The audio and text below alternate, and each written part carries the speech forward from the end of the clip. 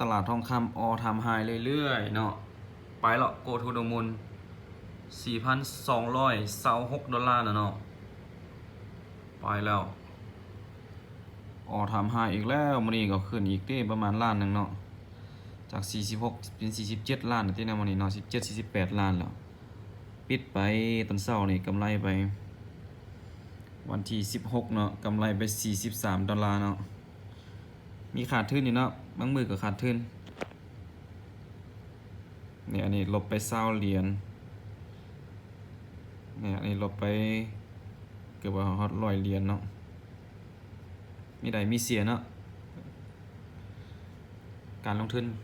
มีได้มีเสียเนาะแล้วยอมรับความเสี่ยงแต่ที่นี่มีอยู่260 ดอลลาร์เนาะใส่ทุนหน่อยๆเนาะเพื่อเก็งกำไรจากการซื้อขายตลาดทองคำ go to the moon อีกแล้ว50 ล้าน60 ล้านไปแล้วประมาณ 65,000 70,000 เนาะพบกันที่50 ล้าน60 ล้านเนาะเงินกีบก็วันที่16 ตุลาคม go to the moon ทองคำเป้าหมายก็คือ 4,250 ดอลลาร์เนาะเป้าหมายเขาเจ้าวางไว้เนาะเราจะไปฮอดมื้อนี้เนาะ 4,250 ดอลลาร์